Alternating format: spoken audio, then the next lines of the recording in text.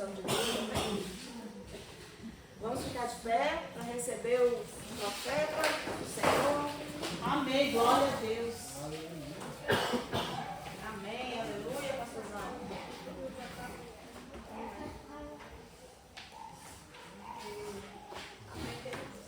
Amém. Vamos lá para o pastor? Amém. Amém. Meu Deus e Pai, nesse momento, Pai, nós colocamos diante de Ti a vida do Teu Filho, Deus. Ó Deus, que o Seu eu desapareça nesse momento, mas que prevaleça, Senhor, a Tua vontade, Pai. Que Ele seja boca Tua, seja canal Teu nesse momento, Senhor, para as nossas vidas, Pai. Que nós possamos, Senhor, não apenas escutar, mas ouvir, Senhor, a Tua palavra, Deus, nessa noite. E calar em nossos ouvidos, calar em nossos corações, Pai.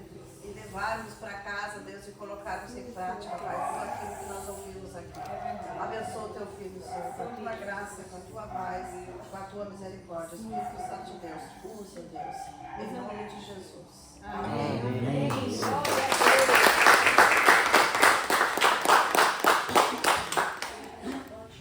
Só um pouquinho, igreja. Só mais um pouquinho. O pastor está com a palavra na ponta da língua aqui. Nós vamos dar início agora novamente a retomar o trabalho com as crianças, amém? Então toda essa turminha aí pode acompanhar aqui a Rose ali, que nós vamos estar lá. Isso, todos vocês. Os menorzinhos aí, médios também. Os médios, os menores, vem Maria.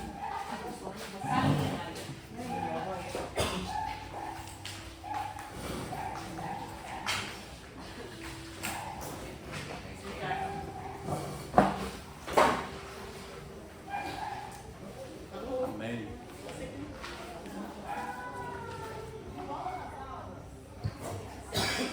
Glória a Deus. Igreja, você está feliz com Jesus? Amém. O Senhor nos abençoe, prepare as mentes, corações para receber. Nós cancelamos toda distração, todo espírito de distração, tudo aquilo que não vem de Deus. Que nós possamos receber uma palavra agora direta do trono. Todos nós. Primeiro eu. Amém? O tema da nossa palavra hoje é: Jesus está sempre presente. Basta chamá-lo. Amém? Amém. Diga comigo: Jesus está sempre presente. É só chamar. Amém? Você crê nisso? Amém. Agora, uma pergunta que nós vamos fazer para todos nós: Jesus existe desde quando?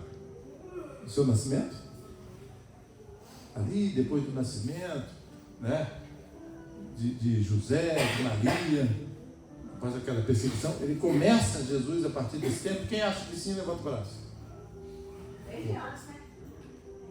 Uau, a irmã é benção. Desde antes de nascer. Exatamente.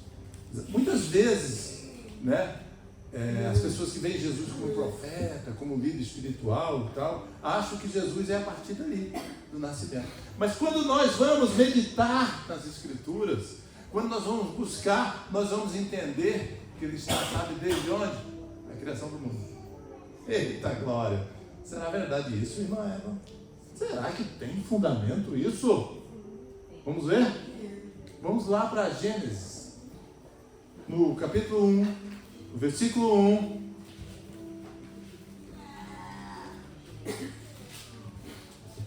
Gênesis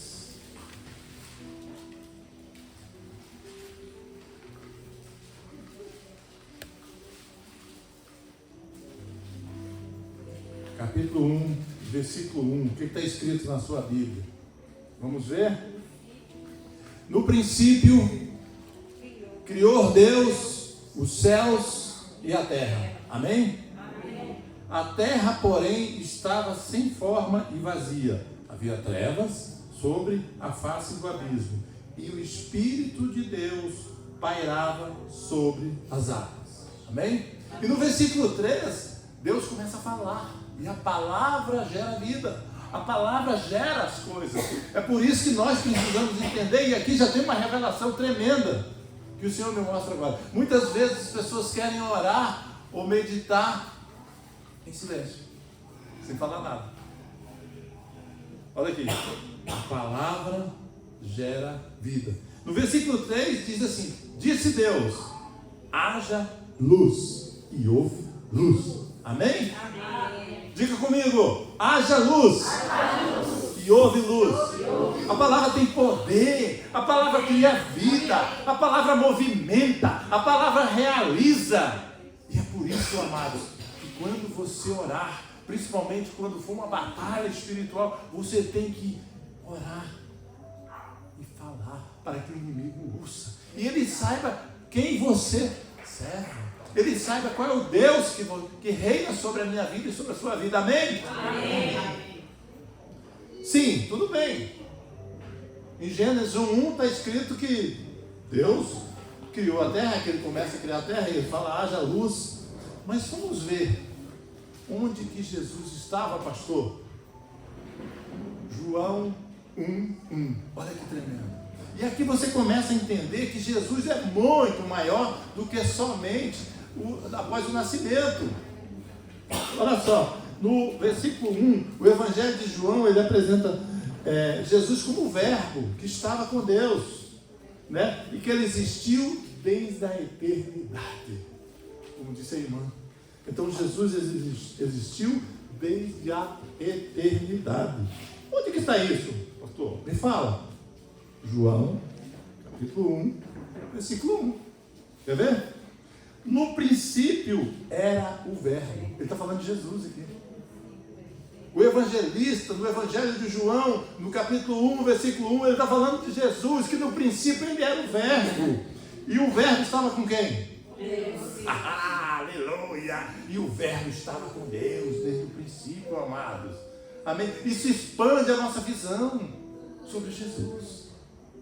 Isso expande a nossa visão espiritual, e nossos olhos espirituais se abrem. Amém? Amém. E o verbo era Deus. O verbo estava com Deus e o verbo era Deus. Então, desde a criação do mundo, ele estava, para não ter dúvida, o versículo 2, ele estava no princípio com Deus. Amém? Todas as coisas foram feitas por intermédio dele. E sem ele, nada do que foi feito se fez. Ele está falando de Jesus aqui. Porque ele vai falar, o evangelista João, o discípulo a quem Jesus amava, aquele que conhece detalhes da vida de Jesus como ninguém, como nenhum outro discípulo, ele revela isso. Ele traz isso para nós. Né? A vida estava nele, a vida era a luz dos homens. A luz resplandece nas trevas. Verso 5, e as trevas não prevaleceram contra ela. Aleluia! As trevas não prevalecerão contra a igreja, não prevalecerão contra você, se você está em Cristo, se você está aliançado, se você está servindo a Deus, se você tem uma aliança com Deus através de Jesus Cristo, as trevas não te tocarão. Amém? Queridos, e aí já começa. Então Jesus sempre esteve presente desde a criação do mundo. Eita glória! Mas não foi depois do ministério? Depois de 30 anos, irmão Zezinho? Será que Jesus não começa o ministério dele depois dos 30 anos? Sim, o ministério sim, mas a existência. E ele começa a gerar um rebuliço santo desde lá do Éden, desde a criação do mundo. Antes do Éden, melhor dizendo, desde a criação do mundo. Amém? Amém. Esse é o nosso Deus. Essa é a diferença. É por isso que Jesus não é religião. Jesus não é religião, gente. Porque religião é criada por homens. Religião é criada por homens. É uma busca incessante do homem alcançar a Deus. Deus não. Jesus não. Deus, Ele é o Criador de todas as coisas. Aí tem pessoas que dizem, mas é o universo que faz. Quem criou o universo? Não, já viu isso? Não, porque eu creio no universo. Quem criou? Gente, o universo é nada perante Deus. O universo é nada perante Jesus. Você entende como fica macro, como fica uma outra visão espiritual mais ampliada em relação a Jesus? Amém? Amém. Então Jesus está ali desde a criação do mundo.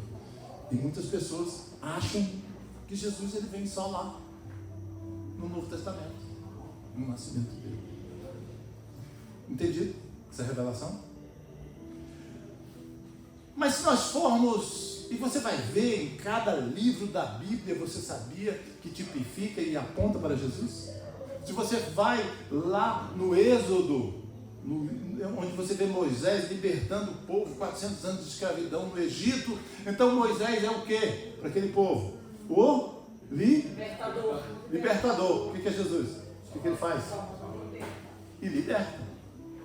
Ele liberta da prisão, do vício, da tristeza, da depressão. Ele nos liberta da escravidão do mundo. Enquanto o mundo nos escraviza, o mundo quer ver você ir para baixo. O inimigo, ele trabalha dioturnamente nesse sentido, para jogar você para baixo. O mundo, ele trabalha para que você não cresça, para que você não rompa, para que você não veja as coisas espirituais. É por isso que pessoas que são naturais, elas veem as coisas de forma natural e não conseguem enxergar o espiritual. Amém? Não consegue enxergar. Ela não tem essa sede de você que está aqui hoje. A igreja é cheia. Se você colocar as crianças aqui, você vai ver. Essa sede precisa estar em nós.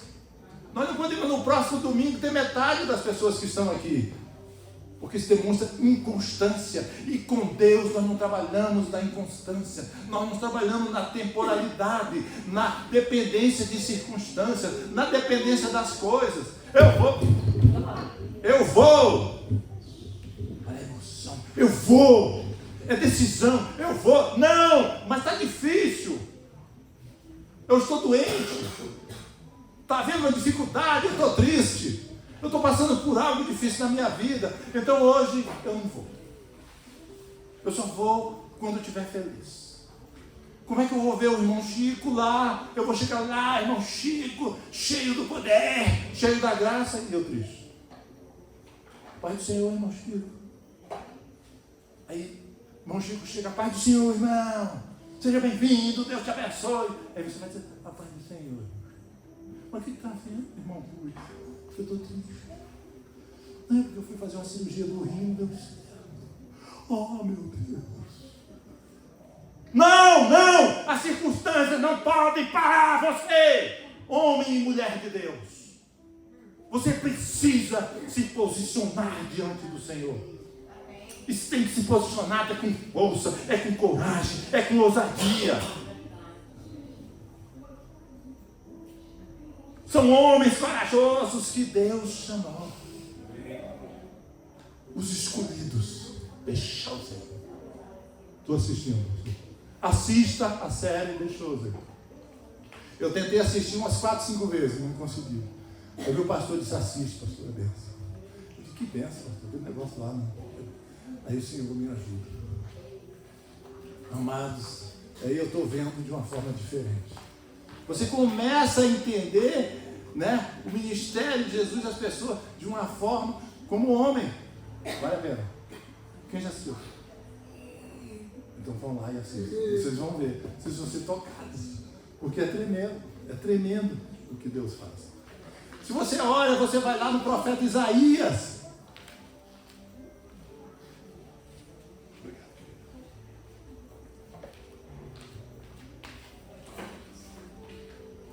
Quase 800 anos antes de Jesus vir à terra como um homem. Ele profetiza. Lá em Isaías, no capítulo 53. Abra sua Bíblia, Isaías. Capítulo 53, vai lá. Capítulo 5:3.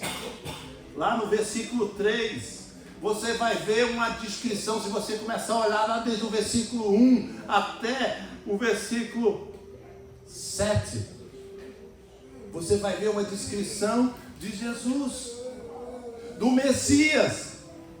Olha que coisa tremenda, né? O sofrimento vicário do servo do Senhor. Ele fala sobre isso. E ele começa assim no versículo 1, pode deixar no 3. Ele começa assim: quem creu na nossa pregação e a quem foi revelado o braço do Senhor. Isso é o versículo 1. Vamos pular para o 3. Ele diz assim: ele era desprezado e o mais rejeitado entre os homens, homem de dores. e que sabe o que é padecer. E como um de quem os homens escondem o rosto, era desprezado e dele não fizemos caso. Ele está falando de Jesus. Isso são quase 800 anos antes. Isso me impacta, gente. Eu não sei se isso toca você, irmão Juca, mas são quase 800 anos. Ah, mas a Bíblia não tem muita conexão, não tem muito sentido. Então você não conhece a Bíblia. Quando alguém fala um negócio desse é porque a pessoa não conhece a palavra de Deus. É lógico que ela não conhece. Machado de Assis, um grande escritor brasileiro, ele tinha a Bíblia e ele dizia o seguinte. Uma vez perguntaram para ele: por que você tem a Bíblia na sua biblioteca? O que representa a Bíblia para você? E olha que tremendo, ele diz assim: se a Bíblia for colocada abaixo de todos os livros, ele é a base, é os pés. Se ele for colocado no meio, ela é o centro. E se for colocado acima, é a cabeça de todos os livros. Eu acho tremendo, porque era Machado de Assis que está falando isso. Isso eu achei interessante, né? E é verdadeiro, porque você olha só, quando ele diz que ele era desprezado, que Jesus... Mas como é que ele sabe que Jesus era desprezado 800 anos antes? É Imagerio. 800 anos antes. Ele tinha o quê? O que é o negócio? Tinha o quê? Visão espiritual. Revelação de Deus. Amém? Não era achismo. Não era adivinhação. O povo de Deus não adivinha. Amém? Versículo 4. Certamente Ele tomou sobre si as nossas dores. Olha só o que Ele está falando. Que Jesus ia tomar sobre si as nossas enfermidades, as nossas dores. Ele levou sobre si. E nós o reputávamos por aflito, ferido de Deus e oprimido. Então Jesus na cruz ali, Ele leva nossas dores. Aquelas suas dores, né? As tristezas, as aflições, as doenças. Quando Ele vai para a cruz, é por tudo isso, amado. É para nos resgatar. Então é por isso que outro dia o nosso pastorzão falava aqui, se você, não, mas eu estou doente, não sei o que, e você persiste, você não usa a fé, você está sacrificando Jesus novamente. Porque Ele já levou nossas dores. Ele já levou. Não, mas você não sabe a minha dor, pastorzão. Você não sabe a minha tristeza. Não interessa o tamanho da sua dor, o tamanho da minha dor, o tamanho da nossa tristeza. Nós temos que ir para os pés da cruz. Amém? Amém. É os pés da cruz. É lá no nosso quarto. Nos humilharmos diante da potente mão de Deus, amados. Porque Ele já levou nossas dores. No verso 5, mas Ele foi trespassado pelas nossas transgressões. Lembra que todo o sangue de Jesus sai quando Ele é trespassado pela lança? É detalhe, irmão Geraldo, que Ele está falando aqui. Ele está falando detalhe. Ele será trespassado por uma lança. Pelas nossas transgressões, pelos nossos pecados. Então o trespassar daquela lança no corpo de Jesus, onde jorra todo o sangue, até a última gota, é pelos nossos pecados. Ali é pelos nossos pecados. O profeta Isaías já fala isso, amado. Ele está revelando aqui. Ele foi moído pelas nossas iniquidades, pelas nossas falhas. E o castigo que nos traz a paz estava sobre Ele. E pelas nossas pisaduras, diga comigo, e pelas nossas pisaduras, desculpa, e pelas suas pisaduras, nós fomos sarados. Amém? Foi um ensaio, e foi um ensaio muito mal feito, mas vamos de novo, fale de novo. Ele foi moído pelas nossas iniquidades. O castigo que nos traz a paz estava sobre Ele. E pelas suas pisaduras nós fomos sarados. Você crê nisso? Pelas pisaduras nós fomos sarados. Você está doente? Você está triste? Você passa por um momento de depressão? Você passa por um momento de frustração? Você foi decepcionado? Você foi enganado? Você está passando por um deserto, como foi pregado aqui semana passada? Deserto não é lugar para você edificar. Deserto não é lugar para você construir. Então para de valorizar o deserto. Ai, eu estou com essa doença. que você tem? Não, é a minha diabetes. Não, é a minha pressão alta. Não, é a minha dor de estômago. É a minha gastrite. Que minha é uma ova. Que minha nada. Está repreendido em nome de Jesus. Isso não é sua, porque Jesus já levou as nossas enfermidades. Amém? Amém. Você pode aplaudir o Senhor. Aplaude com força. Aplaude com vontade.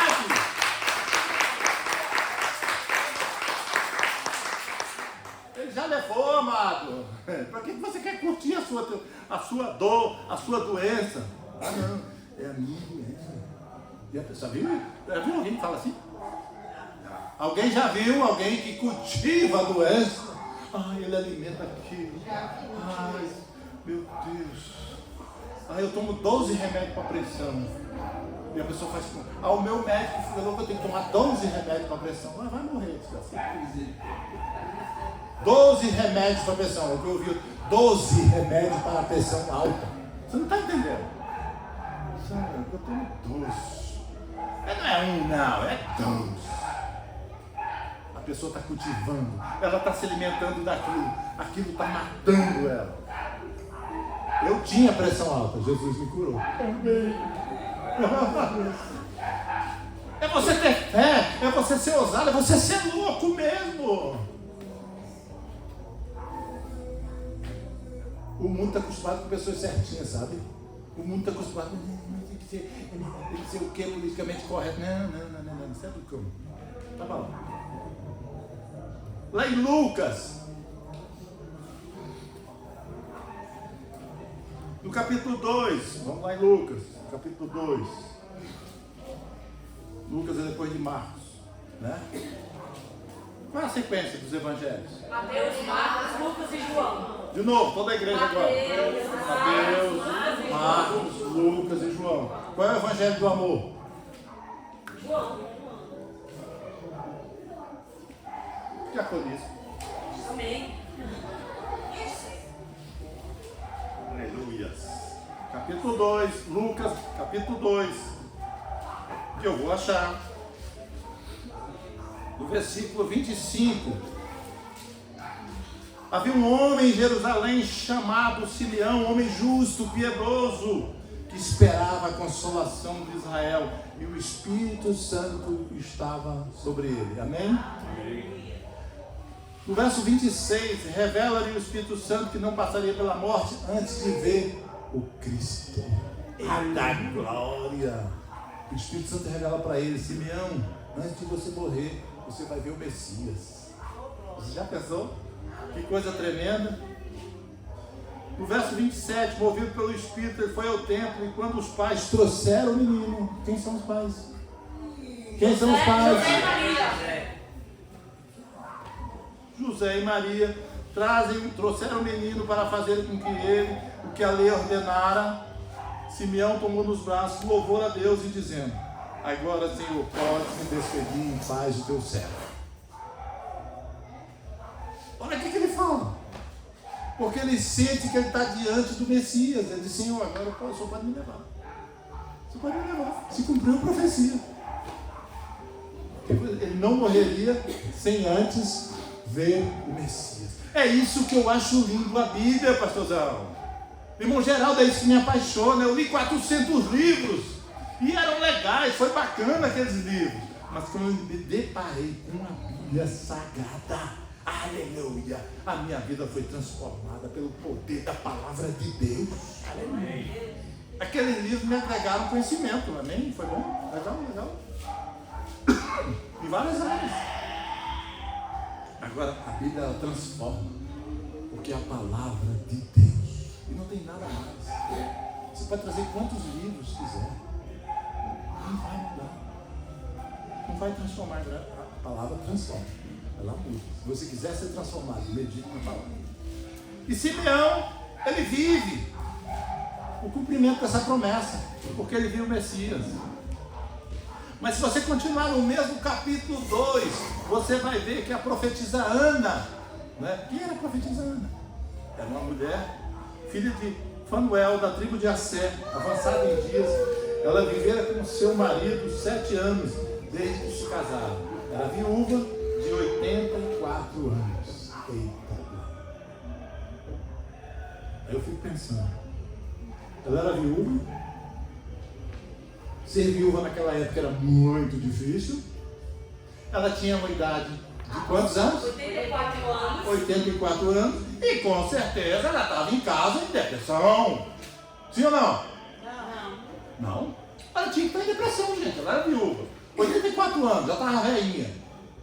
Outro dia o pastor disse que só vivia 70 anos. Então Ana já rompeu. Porque tem outra passagem que diz que você vive até 120 anos, viu, pastor? Então é benção, só para alegria. Cadê a irmã Sol? A irmã Sol entrou em parafuso aquele dia. Ela, não, mas eu tenho 73. E agora o pastor disse que é só 70. E eu já passei 3. Calma, irmã Sol, lá na cela. Calma, irmã Sol, aqui tem uma passagem que ele vive até 120 anos. Ela calma o coração. Calma o teu coração. Amém? O pastor só queria dar um release. Ele só queria preparar você para agradecer. Só levar um filho. Amém? E a profetisa Ana, esse pastor é doido mesmo, imagina, a cara da irmã Negra está dizendo isso, não precisa falar nada, não. Eu lembro nos teus olhos. E ela tinha 84 anos, o que ela fazia? Estava em casa, né, irmão? Depressão. O que você acha? Não, jejum e oração. Essa igreja é linda, pastor. Esta não deixava o templo, mas ela adorava noite e dia. Como, pastora Maria? Reclamando. Era isso? Em jejum e oração. Ela estava clamando ao Senhor. Não por ela, mas por todo Israel. E chegando naquela hora, dava graças a Deus e falava a respeito do menino e a todos que esperavam a redenção de Jerusalém. Ela falava sobre o menino que ia nascer. Ela falava sobre o Messias. E ela tinha 84 anos, irmão Geraldo. O irmão Nivaldo, ele não está nem preocupado, porque ele só tem 35. Ou 30. Já passou muito tempo. Não é possível. Um menino desse. Né? Então a profetisa Ana, ela se alegra, e ela falava do Messias. E isso é tremendo. E você vai olhar com tantas e tantas passagens apontando para Jesus. Antes de ele nascer. O rei Herodes, o que ele faz quando ele ouve falar que nasceu um menino? Jesus era um bebê. Jesus era um bebê. Herodes era o quê? Rei. Um rei. E o que ele manda fazer? Matar.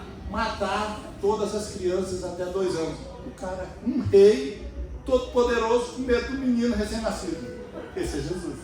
Esse é o nosso Deus a quem nós servimos. Aleluia. Onde reis e rainhas e líderes religiosos em mais de 50 países proíbem de você cultuar esse Deus, porque eles têm medo deste nome. Eles são fracos, servem ao outro lado, servem ao mal. Ah não, pastor, serve ao cão. É isso mesmo. E eles proíbem a Bíblia, prendem os cristãos, mandam matar, mandam aprisionar, recolhe.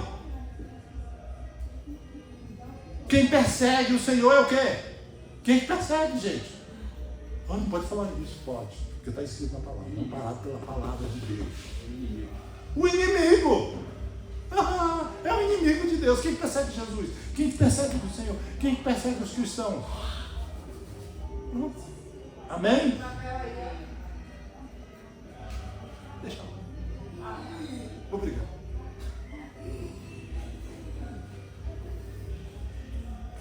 Jesus não começou sendo do céu. E ele está tocando terror na galera. Está tocando terror, irmão. Ele é um recém-nascido. Ele é um bebezinho de 1 mês. E o rei entra em pânico e manda matar todas as crianças até 2 anos. Imagine o que aquela nação passou. Imagine que Jerusalém passou. Mães que tiveram seus filhos agora foram mortos na frente das mães, na frente dos pais. De um rei impiedoso, de um rei mau, de um rei servo de Satanás. E ponto, gente. A gente precisa entender a palavra sem medo. politicamente correto. Não, na palavra não tem nada de politicamente correto. A palavra de Deus não tem nada de politicamente correto e ela não trata de agradar homens. E se você está agradando homens, cuidado, porque você tem que agradar a quem? Deus. Você tem que agradar a quem? A Deus. Não é a homens, não é a pessoas. A Deus. Amém? Lucas 2,46. Avançando nesse capítulo, está cheio de revelação de pessoas, ou então falando de Jesus, ele, bebê, recém-nascido, uma criança e adolescente. Lucas 2, 4, 6, aonde que está aqui na minha palavra, encontrei 3 dias depois, Jesus vai para Jerusalém, vai para a festa da Páscoa, com seus pais e se perde. Está lá no capítulo, no versículo 41. Anualmente iam seus pais a Jerusalém para a festa da Páscoa, iam celebrar a festa da Páscoa.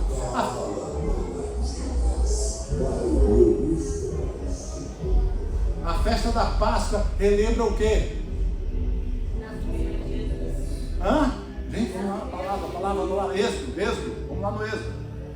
A libertação, Páscoa é passar, a libertação do povo, aquele momento onde se passa o sangue nas portas dos hebreus, que os primogênitos iam morrer, lembram? Que Faraó, e morre o filho de Faraó. E todo o sangue que é passado nos umbrais, do cordeiro que é passado nos umbrais, o anjo da morte não entra naquelas casas. Então eles celebram a festa da Páscoa para celebrar esse momento glorioso do nosso Deus.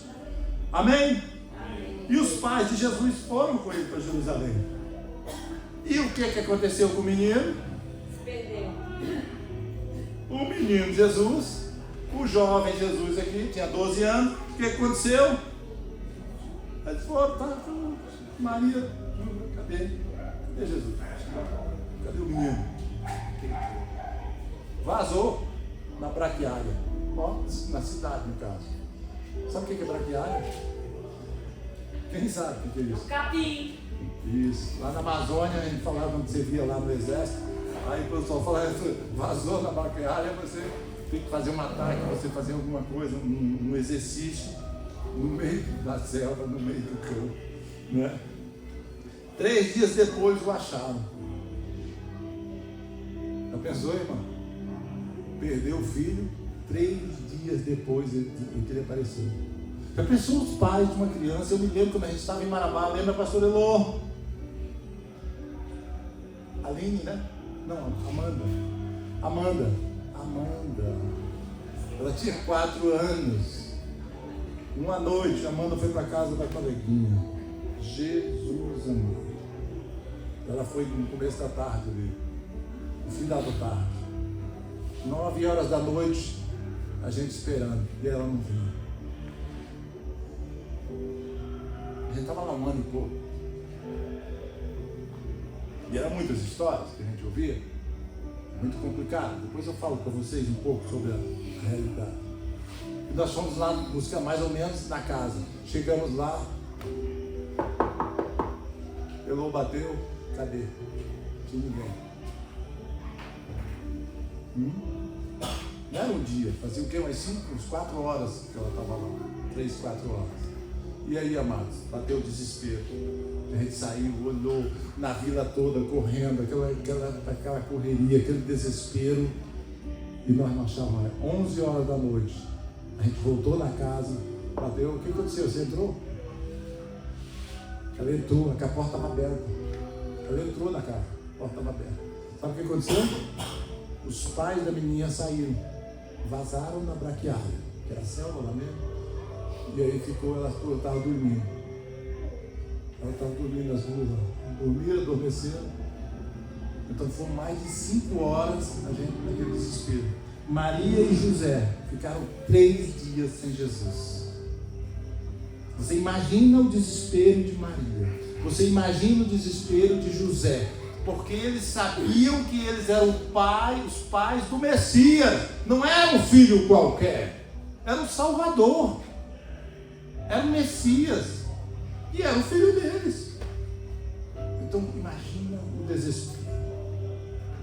E no versículo 46 diz, palavra de Deus, 3 dias depois o acharam no templo, assentado no meio dos doutores, ouvindo-os e interrogando-os. Quem estava ouvindo e interrogando? Jesus. Ele não era mole, não. Ele não dava moleza, não, irmã Yara. Com 12 anos, ele perguntando para os doutores, interrogando. E com 12 anos, o menino judeu já tem que saber a Torá de cor. Porque aí é onde ele se torna homem. Com 12 anos. Sabia disso? 12 anos. E todos os que o viam, muitos se admiravam da sua inteligência e das suas respostas. Esse é o nosso Deus. Esse é o nosso Deus. É a diferença. Logo que seus pais o viram, ficaram maravilhados. E sua mãe lhe disse: quem é a mãe de Jesus? Oh, yes. Filho, por que fizeste assim conosco? Queres nos matar? De aflição? De dor? De tristeza? Por que você fez isso conosco, filho? Teu pai e eu, aflitos, estamos à tua procura há 3 dias. Ele respondeu. Olha a resposta do menino, do garoto, do jovem, do adolescente, Jesus. Por que me procuraves? Por que você está me procurando? Olha a resposta. Bem só. Não sabias que me cumpria estar na casa do meu pai? Não sabia que eu estava na casa do meu pai? Estava no templo, conversando. Eles não compreenderam, porém, as palavras que lhe disseram. Desceu com eles para Nazaré e tal, e era submisso. Então, mesmo falando assim, dá a impressão que Jesus era rebelde. Não, ele estava falando com autoridade. Porque o que tem que ser dito é a verdade. A verdade tem que ser dito com severidade. Não, porque eu acho que eu estava aqui, eu senti vontade de vir aqui por dentro. Não. Eu estava na casa do meu pai. Por que você está me procurando? A gente teve vindo direto para cá. Você sabe que eu sou o Messias? Era mais ou menos isso que ele estava dizendo. Você não sabe que eu sou o Messias? Eu estou na casa do papai, na casa de paiinho. Ah, papai. Esse louvor que foi cantado agora há pouco, lindo demais. Eu estava ali chorando ali atrás. Você. Eu queria aprender a cantar, pastor, eu não sei.